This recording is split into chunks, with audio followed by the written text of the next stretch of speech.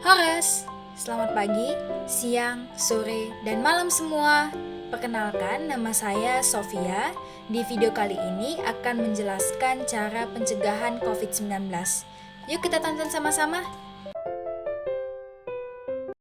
Cara pencegahan COVID-19 yang pertama yaitu dengan menerapkan 3M, yaitu memakai masker, mencuci tangan dengan sabun, dan juga menjaga jarak.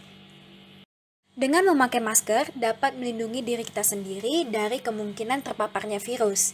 Masker mencegah masuknya percikan air liur atau droplet dan dahak dari orang lain saat batuk, bersin, ataupun berbicara, sehingga kita tidak tertular.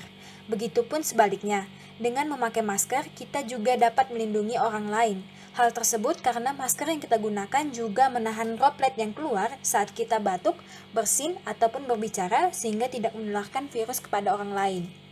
Penggunaan masker juga memperlambat penyebaran kasus COVID-19 sebanyak 0,9% setelah 5 hari dan memperlambat sebanyak 2% setelah 3 minggu. Untuk jenis masker yang disarankan, yang pertama ada masker N95, yaitu masker yang mampu memfilter setidaknya 95% partikel yang melayang di udara, menyaring virus, bakteri, jamur, debu, serta menghilangkan partikel non-berminyak cair seperti semprotan anti serangga atau minyak wangi. Yang kedua, ada masker medis ataupun masker bedah. Masker ini mampu menyaring sekitar 80 hingga 85% partikel yang dihirup. Mampu melindungi hidung dan mulut agar tidak bersentuhan dengan tetesan yang bisa membawa kuman. Masker ini hanya bisa sekali pakai dengan durasi maksimum 4 jam dan harus diganti jika dalam keadaan lembab dan atau basah. Setelah itu harus dibuang sesuai dengan prosedur pembuangan limbah medis. Dan yang ketiga ada masker kain. Masker ini memiliki efektivitas 50 hingga 70%. Masker ini dapat dicuci sehingga dapat digunakan kembali. Pemakaian maksimal 4 jam sehingga disarankan membawa masker cadangan. Masker ini tidak dapat digunakan oleh tenaga kesehatan sebagai alat perlindungan diri. Dan masker yang tidak disarankan adalah di luar ketiga jenis masker tersebut, plus masker katup, karena virus yang dari dalam tetap dapat keluar, sehingga masih beresiko untuk menularkan kepada orang lain. Berikut penggunaan masker yang tepat. Yang pertama, bersihkan tangan terlebih dahulu dengan sabun ataupun hand sanitizer. Kemudian, tanpa menyentuh bagian dalam masker, pakai masker secara perlahan, pastikan menutupi mulut, hidung, dan dagu dengan rapat. Perlu diperhatikan bahwa hindari menyentuh masker saat dipakai, kemudian ganti masker jika lembab ataupun basah. Pemakaian masker sendiri maksimal adalah 4 jam. Perlunya menghindari pemakaian masker yang salah, seperti masker tidak menutupi area dagu. Hindari pemakaian masker yang hanya menjangkau hidung dan mulut, tapi bagian dagu belum tertutup sempurna. Kemudian hindari masker yang melorot di bawah hidung dan hanya melindungi bagian mulut, karena kuman masih bisa masuk melalui hidung. Dan yang ketiga, masker terlalu longgar. Pastikan masker cukup rapat sehingga kuman tidak bisa masuk dari segala arah, termasuk dari area samping. Yang keempat, masker sudah menutupi bagian dagu, tapi bagian atasnya hanya tercantol di ujung hidung. Kuman masih bisa masuk melalui bagian atas celah masker. Dan yang kelima, masker melorot di bawah dagu.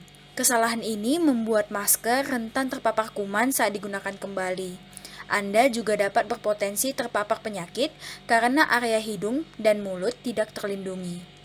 Tujuan dari double masking sendiri untuk mengurangi celah di antara wajah yang mungkin tidak tertutup sempurna bila hanya menggunakan satu masker saja. Dapat dilihat dari sini, jika menggunakan masker medis saja menghasilkan efektivitas sebesar 56,1%, dan jika menggunakan masker kain saja menghasilkan efektivitas sebesar 51,4%. Namun, jika dilakukan double masking dengan menggunakan masker medis berada di dalam dan masker kain berada di luar, menghasilkan efektivitas sebesar 85,4%. Berikut cara mencuci masker kain yang benar. Siapkan air, bila mungkin air panas dengan suhu 60 hingga 65 derajat Celcius. Tambahkan deterjen dan rendam masker kurang lebih 5 menit. Kucek masker hingga kotoran luruh, lalu bilas di bawah air mengalir hingga tidak berbusa. Keringkan di bawah sinar matahari atau menggunakan pengering panas. Setelah kering, setrika dengan suhu panas supaya bakteri dan virus mati. Dan masker siap digunakan. Berikut cara membuang masker medis atau masker sekali pakai dengan benar. Yang pertama, bersihkan tangan terlebih dahulu dengan sabun atau hand sanitizer.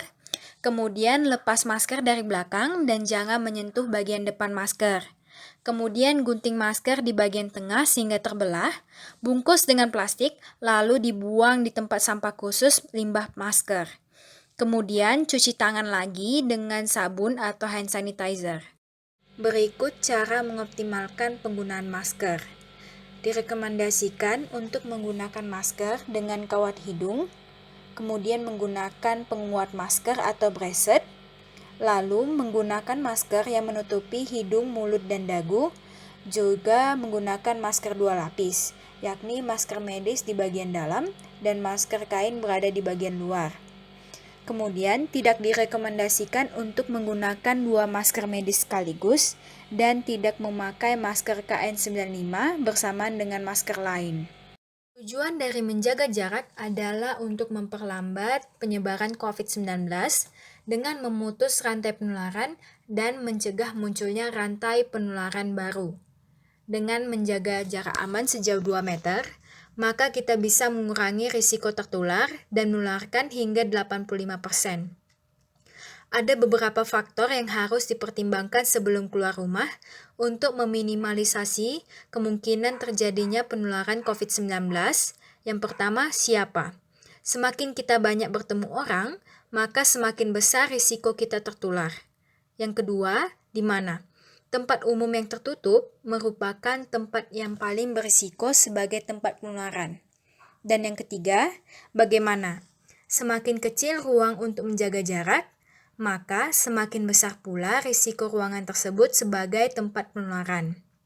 Dan yang keempat adalah durasi.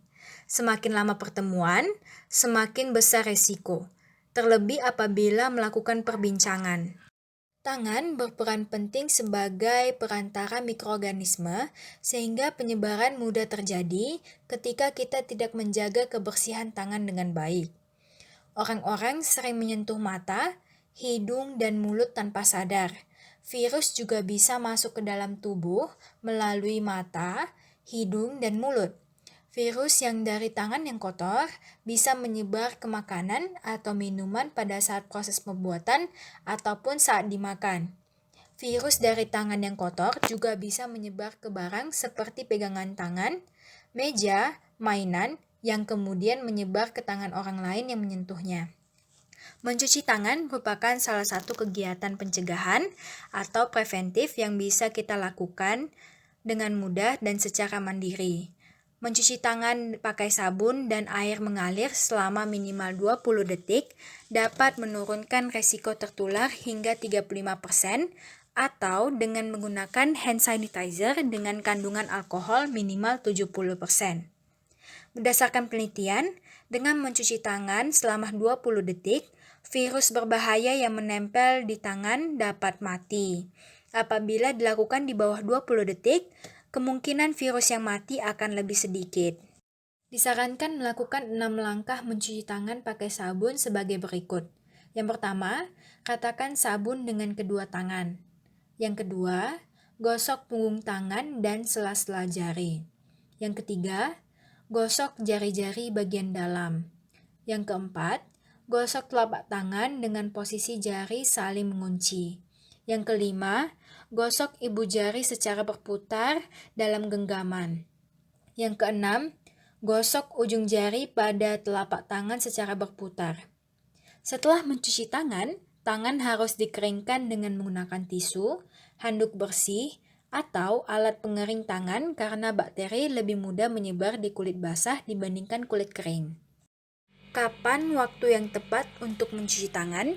Ketika sebelum, saat, dan setelah menyiapkan makanan, sebelum dan setelah makan, sebelum dan setelah merawat orang sakit, sebelum dan setelah mengobati luka, setelah menggunakan toilet, setelah mengganti pampers atau membantu anak kecil di kamar mandi, setelah menyentuh hewan, makanan hewan, atau kotoran hewan, setelah menyentuh sampah, ketika tangan terlihat kotor, dan setelah membersihkan hidung, bersin, ataupun batuk. Cara pencegahan COVID-19 yang kedua dengan menerapkan 3T, yaitu tes, telusur kontak, dan juga tindak lanjut. Tes penting dilakukan untuk menghindari potensi penularan virus penyebab COVID-19 ke orang lain dan agar seseorang bisa mendapatkan perawatan dengan cepat. Tes tidak hanya dapat menangkap kasus yang berpotensi tanpa gejala, tetapi juga dapat mendeteksi kasus sebelum gejala berkembang, serta membantu memperlambat penyebaran.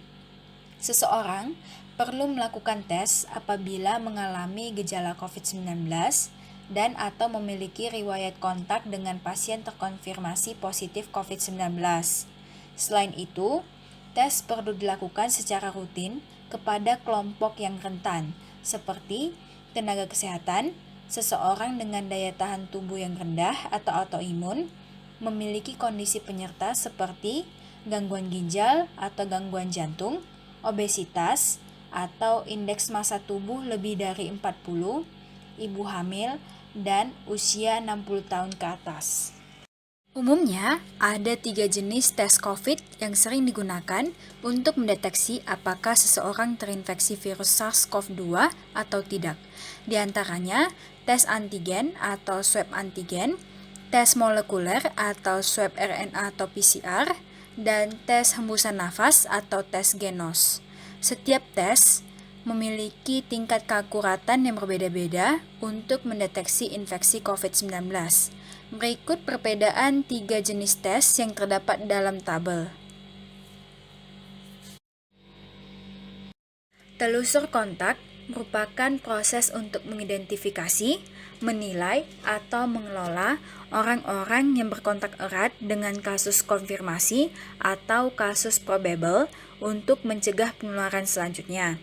Kegiatan ini penting karena kasus konfirmasi dapat menularkan penyakit sejak 2 hari sebelum hingga 14 hari sesudah timbulnya gejala.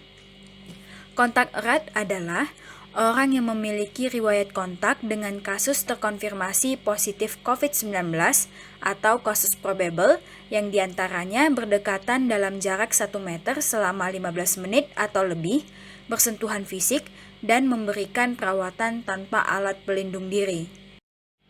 Manfaat dari telusur kontak adalah mampu mengidentifikasi waktu dan tempat dari orang-orang yang berkontak erat dengan pasien penderita COVID-19, juga mampu untuk menginformasikan orang-orang yang mungkin terpapar COVID-19 dan dapat mengisolasi orang-orang yang terjangkit COVID-19 untuk mencegah penyebaran yang lebih lanjut. Tindak lanjut bertujuan sebagai perawatan kepada pasien yang terkonfirmasi positif COVID-19. Perawatan ini bersifat wajib dilakukan oleh masyarakat dengan cara isolasi yang bertujuan untuk memperkecil resiko penyebaran dan keparahan penyakit. Jika pasien positif tidak ada gejala, wajib melakukan isolasi mandiri di fasilitas yang disediakan pemerintah atau dapat melakukan isolasi mandiri di rumah dengan pengawasan dari puskesmas setempat. Sedangkan pasien positif dengan gejala, maka wajib melakukan isolasi di rumah sakit yang sudah ditunjuk pemerintah. Apabila pasien setelah melakukan tes menunjukkan hasil negatif tetapi memiliki gejala, maka pasien dapat melakukan isolasi mandiri di rumah. Isolasi mandiri dilakukan untuk menjaga supaya orang-orang di sekitar kita tidak tertular dan memudahkan petugas kesehatan untuk memantau kesehatan orang yang diisolasi. Standar minimal rumah yang dapat dijadikan fasilitas untuk isolasi mandiri pasien positif COVID-19 tanpa gejala adalah sebagai berikut.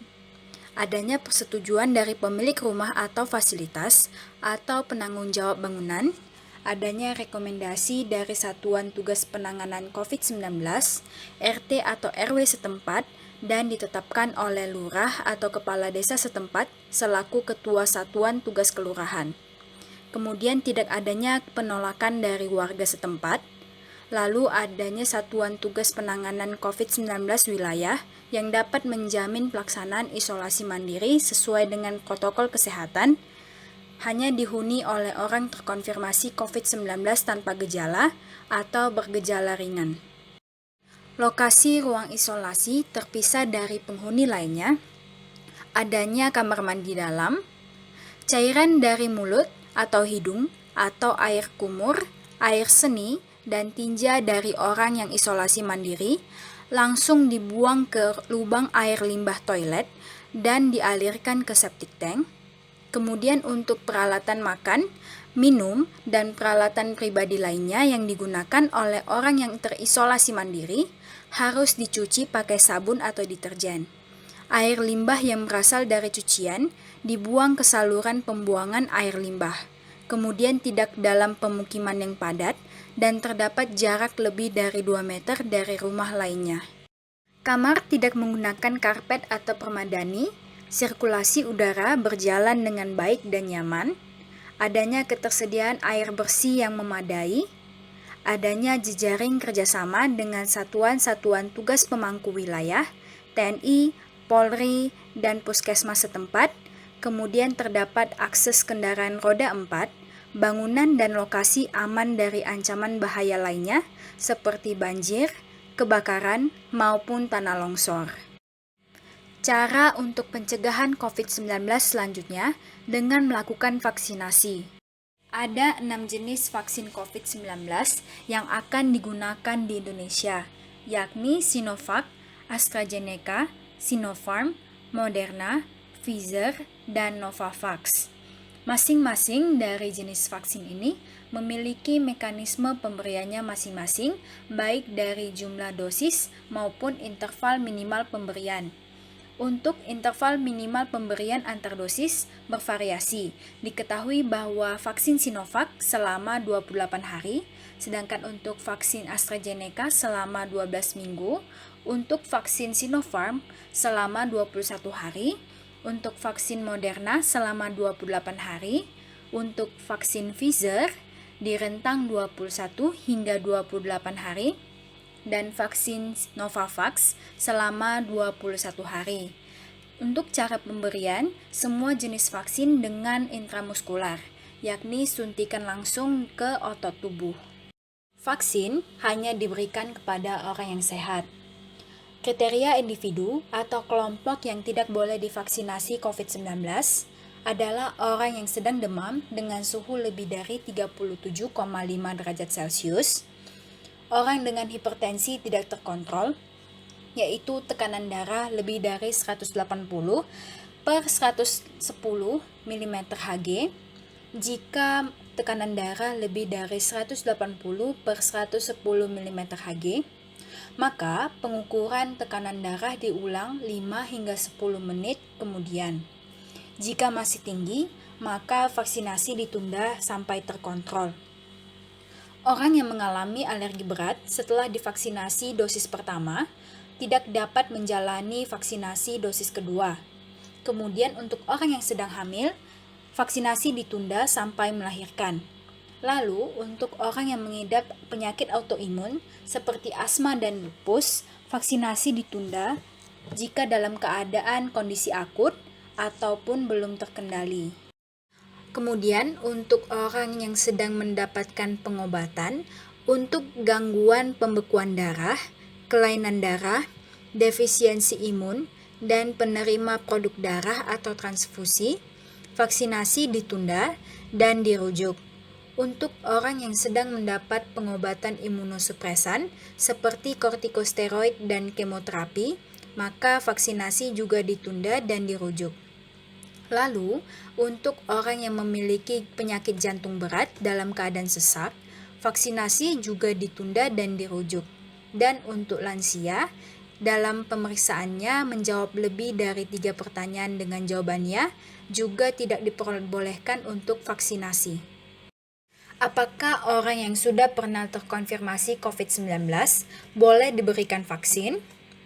Penyintas COVID-19 dapat divaksinasi 3 bulan setelah sembuh. Apabila setelah dosis pertama sasaran terinfeksi COVID-19, maka dosis pertama vaksinasi tidak perlu diulang, tetap diberikan dosis kedua dengan interval yang sama, yaitu 3 bulan setelah dinyatakan sembuh. Lalu, apakah setelah divaksinasi kita pasti kebal terhadap COVID-19? Vaksin tidak 100% membuat kita kebal terhadap COVID-19. Namun, akan mengurangi dampak yang ditimbulkan jika kita tertular COVID-19. Untuk itu, meskipun sudah divaksinasi, masyarakat harus tetap menjalankan protokol kesehatan 3M. Reaksi apa yang mungkin terjadi setelah vaksinasi COVID-19? Ada reaksi lokal berupa nyeri, kemerahan, bengkak pada tempat yang disuntik, dan reaksi lokal lain yang berat seperti selulitis. Kemudian ada reaksi sistemik berupa demam, nyeri otot seluruh tubuh, nyeri sendi, badan lemah, mual, dan sakit kepala. Hal-hal yang perlu diketahui sebelum, saat, dan setelah menerima vaksin COVID-19. Sebelum vaksin, kita harus mencari tahu dahulu informasi yang akurat, karena terdapat begitu banyak informasi yang keliru tentang vaksin di dunia maya ini, sehingga sangat penting bagi kita untuk selalu merujuk kepada informasi dari sumber-sumber terpercaya seperti dari Kementerian Kesehatan, UNICEF, dan WHO. Lalu, untuk anggota masyarakat yang ragu tentang kondisinya, dapat berkonsultasi dengan dokter terlebih dahulu tentang boleh atau tidaknya menerima vaksin. Orang yang pernah mengalami reaksi alergi berat setelah menerima vaksin atau memiliki obat yang dikonsumsi secara rutin perlu berkonsultasi dengan dokter terlebih dahulu sebelum mengikuti program vaksinasi. Kemudian, pastikan tubuh dalam kondisi yang bugar. Beristirahat dan minumlah air putih yang cukup agar Anda merasa bugar pada hari vaksinasi. Saat vaksin, kita harus mengikuti protokol kesehatan. Pastikan Anda selalu mengikuti aturan kesehatan pada lokasi vaksinasi. Misalnya, menjaga jarak saat menunggu panggilan atau mengenakan masker. Kemudian, berterus terang tentang kondisi diri sendiri. Sampaikan kepada tenaga kesehatan jika Anda memiliki kondisi yang harus diperhatikan, seperti sedang mengandung atau mengalami gangguan kekebalan tubuh. Lalu, simpanlah bukti vaksinasi. Penerima vaksin akan menerima kartu yang menyatakan jenis vaksin COVID-19 yang diterima, waktu, dan lokasi vaksinasi. Simpan kartu ini dengan baik kalau-kalau dibutuhkan pada masa mendatang. Setelah vaksinasi, ikuti prosedur pemantauan. Biasanya, tenaga kesehatan meminta penerima vaksin menunggu sekitar 15 menit di lokasi untuk memastikan tidak adanya reaksi atau kejadian ikutan pasca vaksinasi yang bersifat segera. Perlu diketahui bahwa kejadian ikutan pasca vaksinasi yang serius amat sangat jarang terjadi. Kemudian untuk tetap antisipasi reaksi vaksin. Vaksin sendiri bertujuan untuk memberikan kekebalan tubuh tanpa harus terkena penyakit. Kekebalan tubuh dapat terbangun tanpa berbagai reaksi, namun terdapat pula berbagai gejala KIPI umum yang ringan hingga sedang dan akan hilang dengan sendirinya dalam hitungan hari. Beberapa bentuk kejadian ikutan pasca vaksinasi ringan hingga sedang yang mungkin dialami pasca vaksinasi adalah rasa pegal di sekitar area suntik, demam ringan, rasa lelah, sakit kepala, pegal pada otot atau sendi, menggigil, diare. Apabila tubuh mengalami reaksi setelah vaksinasi, tetap tenang. Jika terjadi reaksi seperti nyeri, bengkak atau kemerahan di tempat suntikan, kompres dengan air dingin pada lokasi tersebut. Jika terjadi demam, kompres dengan air hangat atau mandi dengan air hangat. Memperbanyak minum air putih dan istirahat. Jika dibutuhkan, minum obat sesuai dengan anjuran petugas kesehatan. Segera hubungi petugas kesehatan jika gejala berlangsung lebih dari 3 hari atau jika terjadi reaksi yang lebih berat. Selain itu, kita juga tetap bersabar. Tubuh perlu waktu untuk membangun kekebalan. Seseorang baru dikatakan divaksinasi setidaknya 2 minggu setelah dosis lengkap. Dan jaga diri serta orang lain. Vaksin-vaksin yang tersedia menunjukkan efektivitas tinggi dalam melindungi penerimanya dari kejadian sakit berat akibat COVID-19. Akan tetapi, orang yang sudah divaksinasi masih mungkin menularkan COVID-19 meskipun tanpa gejala. Sebab itulah, kita harus tetap mengikuti protokol kesehatan demi diri sendiri dan orang lain, seperti hindari kerumunan, jaga jarak, rajin mencuci tangan, dan selalu kenakan masker di luar rumah. Terapi plasma convalescence dilakukan dengan memberikan plasma, yaitu bagian dari darah yang mengandung antibodi dari orang-orang yang telah sembuh dari COVID-19. Donor plasma convalescence oleh penyintas COVID-19 dapat membantu penyembuhan pasien COVID-19. Kriteria pendonor plasma convalescence adalah orang yang memiliki riwayat positif COVID-19 dalam 3 bulan terakhir, orang yang telah sembuh dari COVID-19 yang sudah pernah dirawat di rumah sakit rujukan COVID-19 karena kasus sedang atau berat, memiliki hasil swab RT-PCR yang positif, dan sudah dinyatakan sembuh. Kemudian, orang-orang yang tidak memiliki gejala COVID-19 dalam waktu 14 hari sebelum berdonor atau sudah dinyatakan bebas COVID minimal selama 14 hari. Pendonor yang sehat dan tidak punya penyakit kronik menular melalui darah, misal hepatitis. Pendonor berusia 18 hingga 60 tahun dengan berat badan minimal 55 kg. Pendonor diutamakan laki-laki atau perempuan yang belum pernah hamil, dan pendonor tidak memiliki riwayat transfusi selama 1 tahun terakhir. Adapun cara untuk meningkatkan imun tubuh seperti berhenti merokok, makan makanan sehat dan seimbang yang kaya buah dan sayuran, berolahraga secara teratur. Para ahli merekomendasikan setidaknya 150 menit olahraga sedang per minggu.